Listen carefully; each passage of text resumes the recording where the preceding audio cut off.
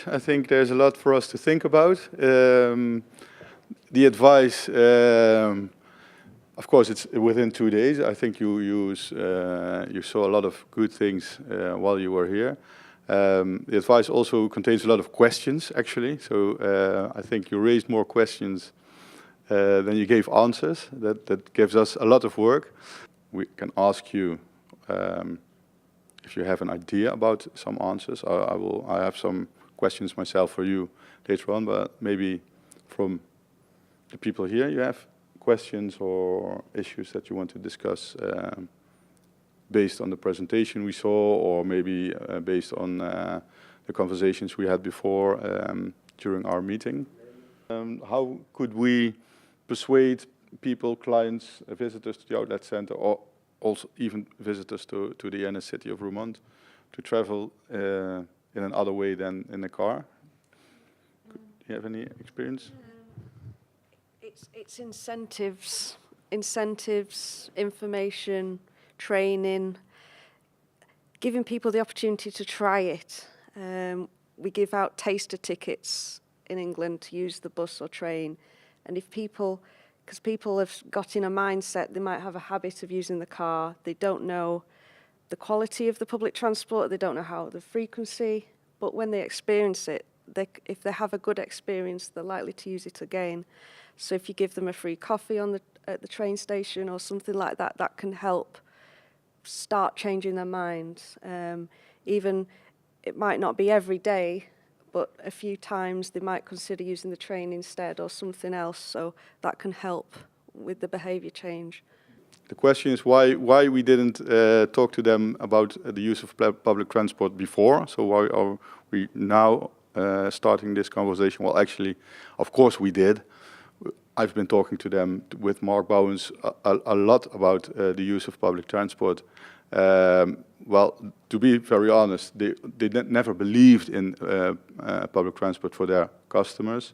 And now they're starting up. We have the mobility fund. They are part of our mobility fund as well. And through this mobility fund, we have started up incentives with the Dutch railways, and they join these actions. So people who travel by train on certain periods, they get a 10% reduction in their shops. And this really helped them to get a different mindset.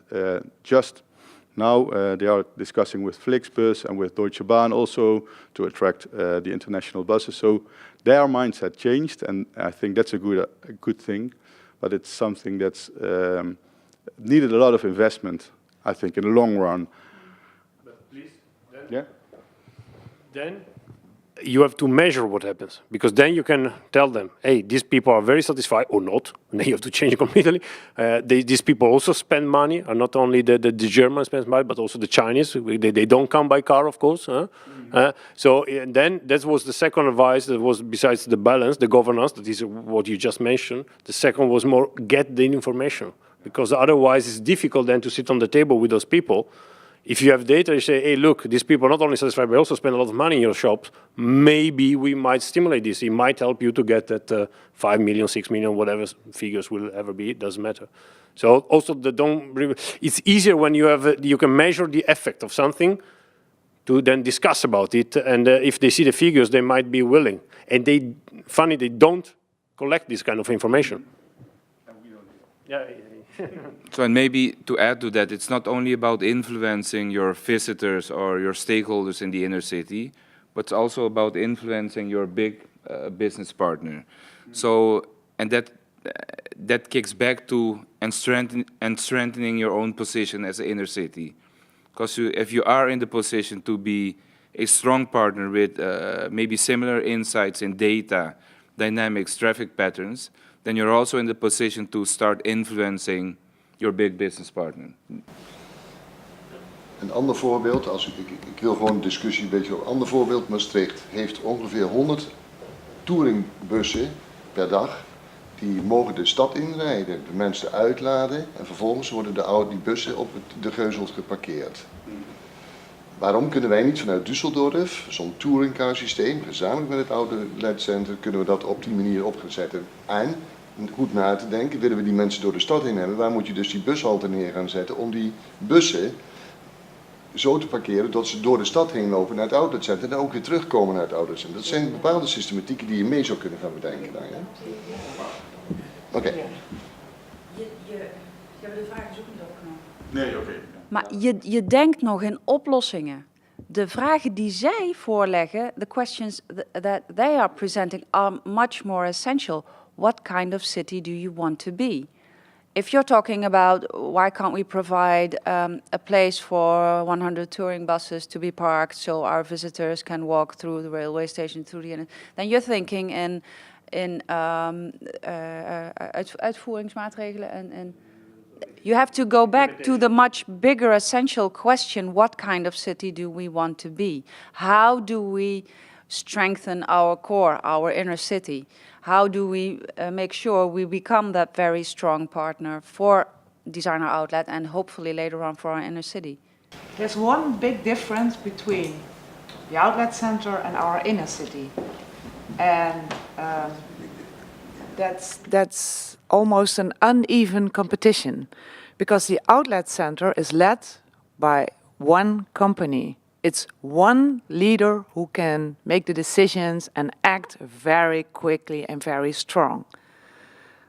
From American perspective. Our inner city, there are more than 500 entrepreneurs. And that's a totally different situation. And as a municipality, we try to encourage the inner city entrepreneurs to work together, to cooperate. I'd like to reflect on that. I totally agree that it's a waste of time to enter the retail competition, because you lose. These guys, they have the insights, the data, etc. But if you're battling on only retail, their core is retail. Your core is much more than only retail. So if you're entering the competition, think about food and beverages, think about culture, think about your historical inner city, think about your waterfronts. And then retail becomes a part of your competition. So how can innovation in mobility help the development of our inner city? Is there anybody who could react on that? Maybe Frederick of Urban Distribution, I think. So the question was, how can you increase the number of electric vehicles in the innovation? Yeah. I don't know the Dutch regulation system, but some cities they have a different kind of regulation in the town. Some types of vehicles are not allowed to enter the city. We talked earlier about the distribution center. You can have a distribution center outside the city, and then you have dedicated vehicles into the city. And you can also have, there are some special trucks I think it's in the UK, who is special for urban distribution. The position of the drivers are lower, and they are bigger windows, so they are more traffic safe. They higher the traffic safety. So there are a lot of things you can do. But you have to look at the regulations and what kind of city you want to be. Yeah.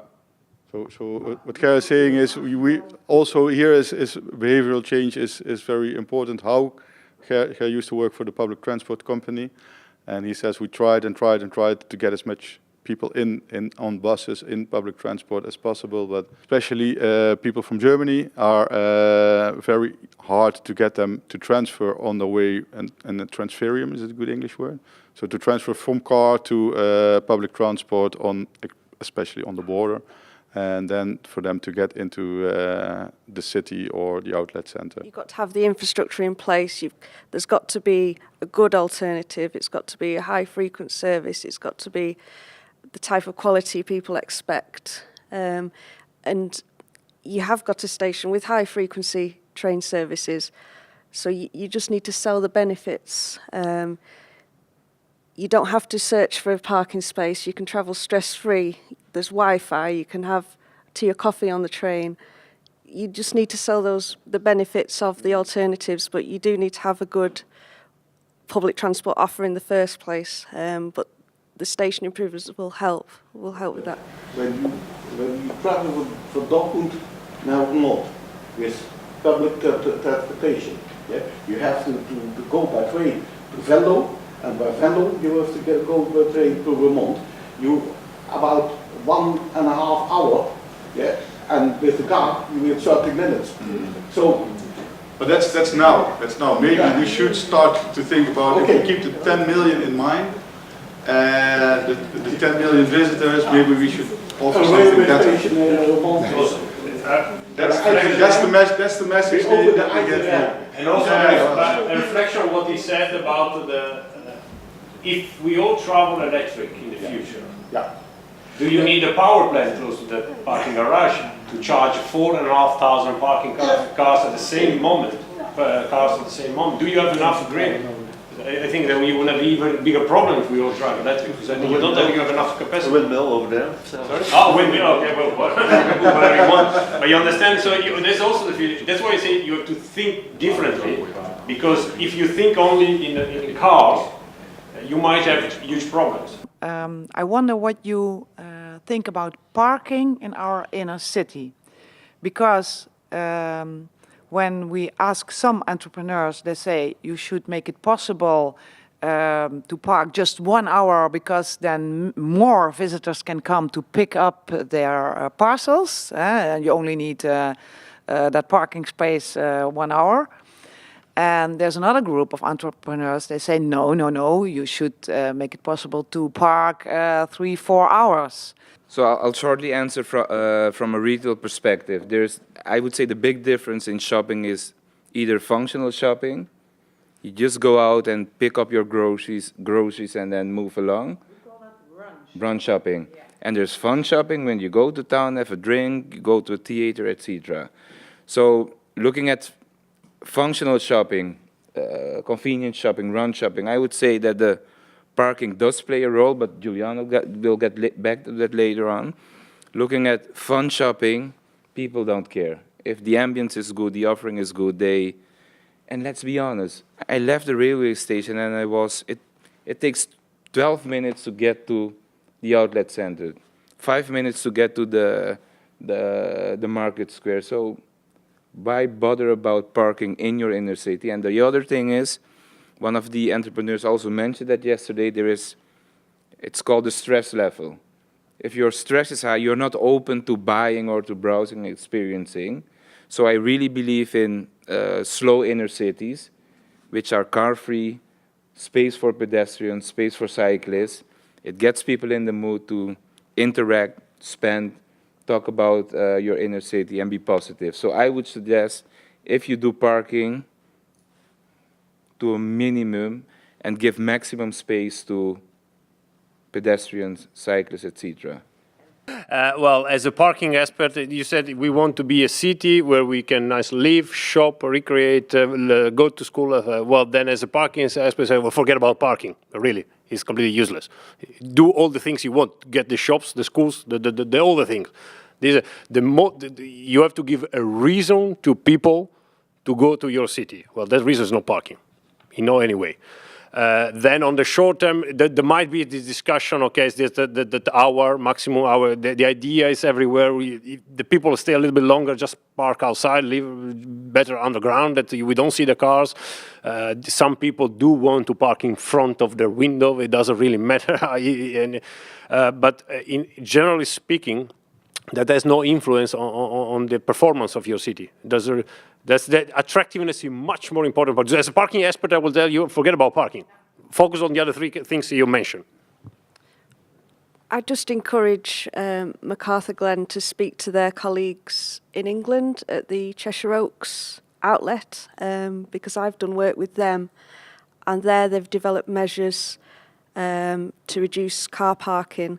They've introduced a car sharing scheme for their employees. They've introduced a number of measures, and we've reached a 10% reduction in car driver traffic. That's part of their travel plan. Is it possible? Is it possible to have a distribution center or some kind of urban logistics without paying extra money from the government or whatever? I don't think so. It's the short answer about that question. The transport organization, they already have a business model, and I think this is the best for them. But if you want to change that, they have to be from the municipality. The municipality have to set up new rules for them. If you think, can you name me one city that is truly your dream of a city that could be an example to others? Whether it is, if you look only from retail or human behavior or parking.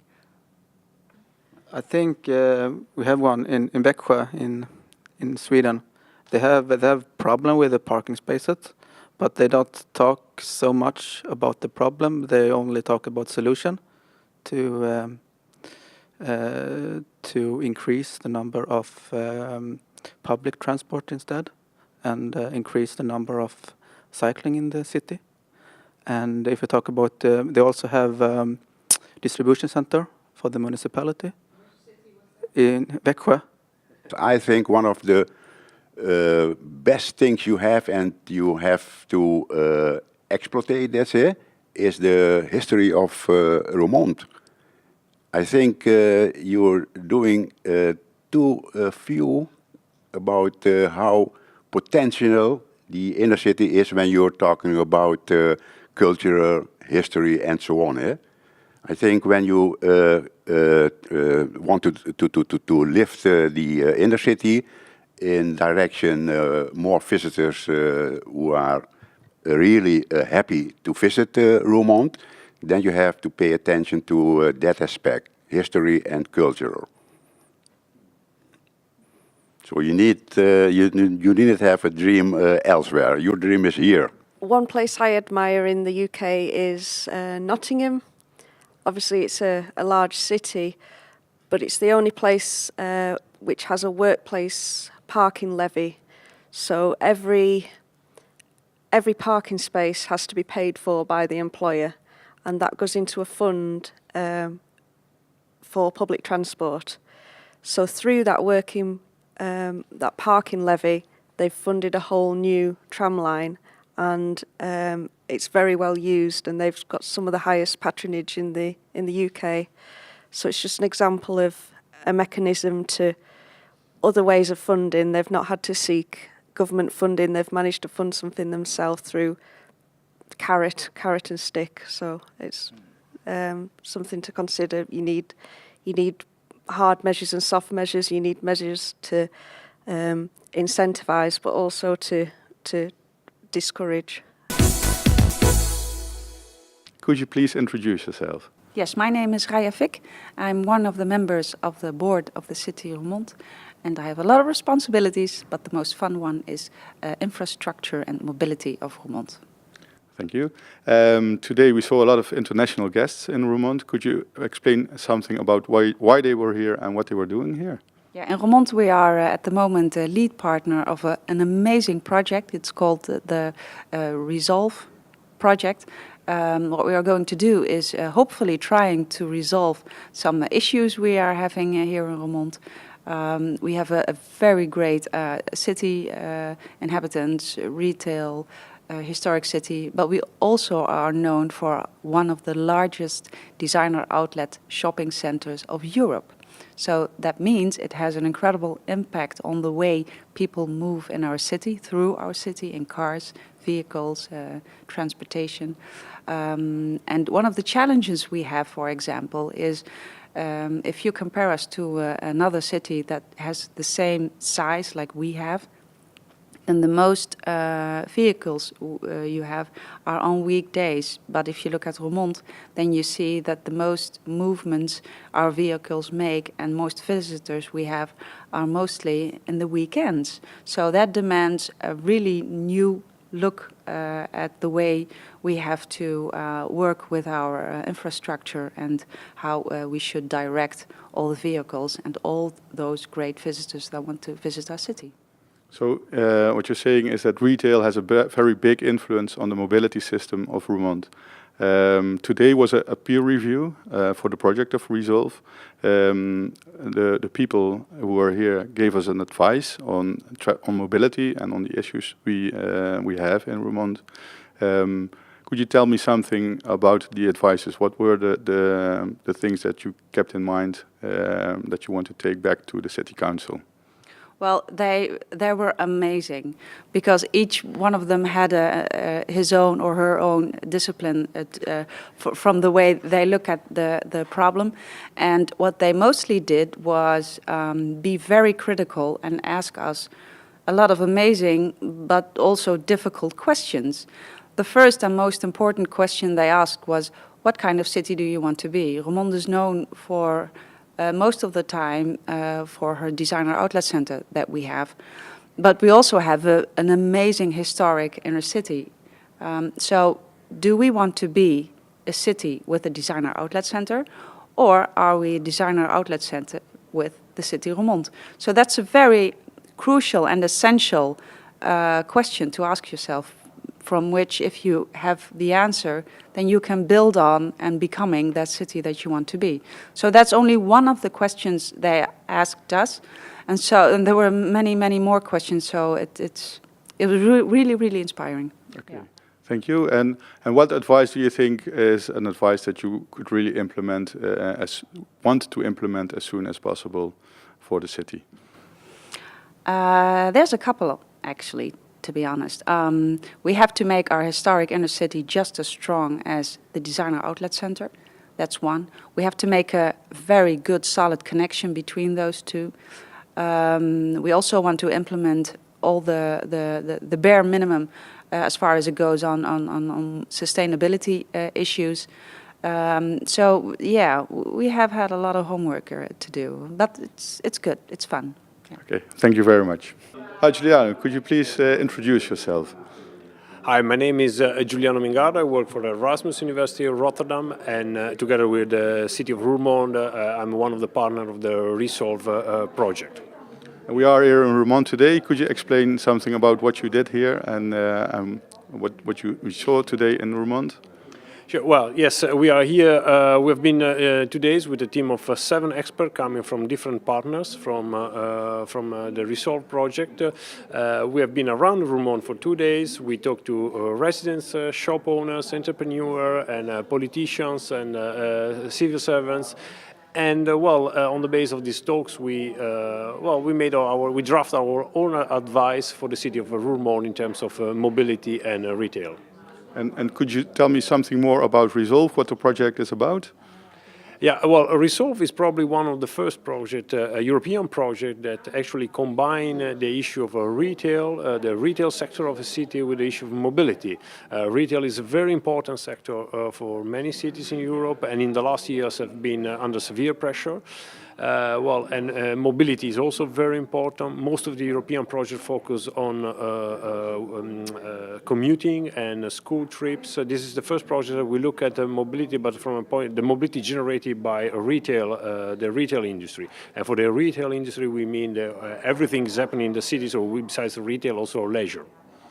Okay, thank you. And you said you drafted an advice for the city of Roermond. What would be the main topics your advice is to the city?